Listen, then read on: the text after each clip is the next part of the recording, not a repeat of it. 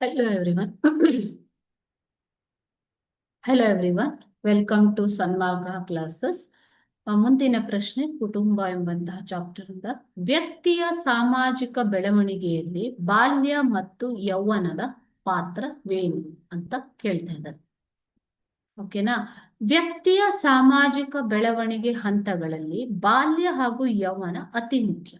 ಮಾತೃಭಾಷೆಯನ್ನ ಮಗು ಮೊದಲು ಕಲಿಯುವುದು ಬಾಲ್ಯದಲ್ಲಿ ಅಲ್ವಾ? ಅದಲ್ಲದೆ ಮೂಲ ಸಾಮಾಜಿಕ ವಿಚಾರಗಳನ್ನೂ ಕೂಡ ಮಗು ಬಾಲ್ಯದಲ್ಲೇ ಕಲಿಯುತ್ತೆ. ಮಕ್ಕಳು ಕೌಟುಂಬಿಕ ಹಾಗೂ ಸಾಮಾಜಿಕ ಪರಿಸರದಲ್ಲಿ ಬೆಳೆದ ಮಗು ಅದಕ್ಕೆ ಅನುಗುಣವಾದ ಗುಣಲಕ್ಷಣಗಳನ್ನ ಬಳಸಿಕೊಳ್ಳುತ್ತದೆ. ಓಕೆನಾ?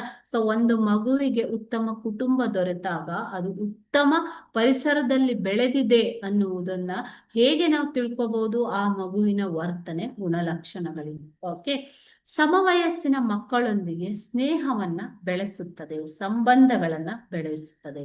ಎಲ್ಲರೊಂದಿಗೆ ಬೆರೆತು ಮುಂದಾಳತ್ವದ ಗುಣಗಳನ್ನ ರೂಢಿಸಿಕೊಳ್ಳಲು ಸಹಾಯಕವಾಗಿದೆ ಬಾಲ್ಯ ಮತ್ತು ಯೌವನ. ಸಾಮಾಜಿಕ ವರ್ತನೆಗಳು, ಬೇಡಿಕೆಗಳು, ಕಟ್ಟಳೆಗಳು ಮಗುವಿನ ಮೇಲೆ ಪ್ರಭಾವ ಬೀರಿ ಸಾಮಾಜಿಕ ಸಂಬಂಧ ರೂಪುಗೊಳ್ಳುತ್ತೆ.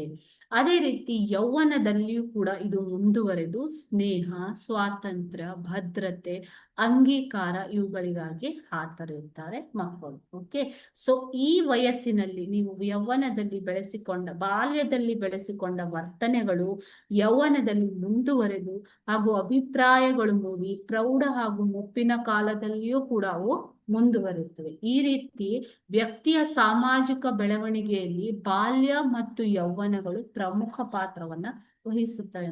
Okay, thank you.